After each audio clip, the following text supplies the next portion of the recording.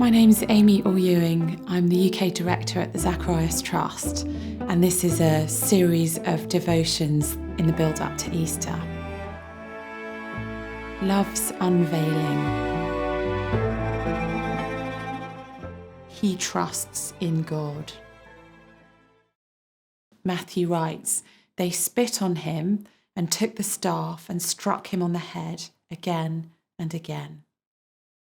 As we were about to hear about Jesus being mocked and scorned on the cross, search your own heart and ask the Holy Spirit to purify you from scornful thoughts you may have had about others.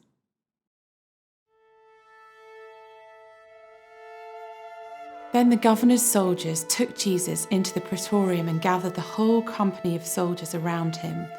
They stripped him and put a scarlet robe on him, and they twisted together a crown of thorns and set it on his head.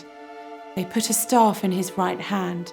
Then they knelt in front of him and mocked him. "Hail, King of the Jews," they said. They spit on him and took the staff and struck him on the head again and again. After they'd mocked him, they took off the robe and put his own clothes on him. Then they led him away to crucify him. As they were going out, they met a man from Cyrene named Simon, and they forced him to carry the cross. They came to a place called Golgotha, which means the place of the skull.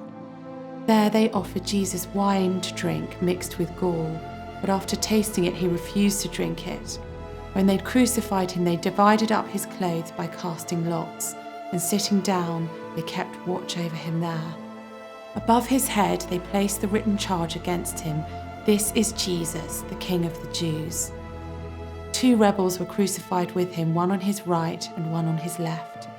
Those who passed by hurled insults at him, shaking their heads and saying, "You who are going to destroy the temple and build it in 3 days, save yourself. Come down from the cross if you are the Son of God." In the same way, the chief priests, the teachers of the law, and the elders mocked him. "He saved others," they said, "but he cannot save himself. He's the King of Israel. Let him come down from the cross and we will believe in him. He trusts in God. Let God rescue him now if he wants him. For he said, 'I am the Son of God.'" In the same way, the rebels who were crucified with him also heaped insults on him. As we heard today's passage, it's difficult to take in just how horrendous the situation is. Jesus is entering into the most horrific agony known to mankind. The physical pain is just starting, although he's already been flogged within an inch of his life. The spiritual agony of separation from God is about to come in tomorrow's reading. But for the first part of this passage, it's the mockery from the soldiers and from the bystanders, from the chief priests and from his fellow sufferers that seems to take the main focus. Mockery is a kind of verbal violence. Respectable people may hide the strength of their anger or hatred of something by mocking it.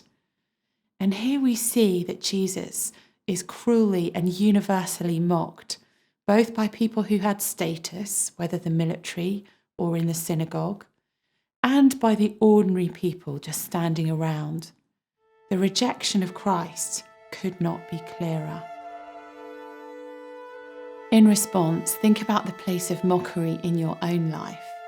Ask yourself whether this might be a form of verbal violence against people, systems, leaders, and even friends you may be frustrated with. Invite Jesus to forgive you and to help you be different.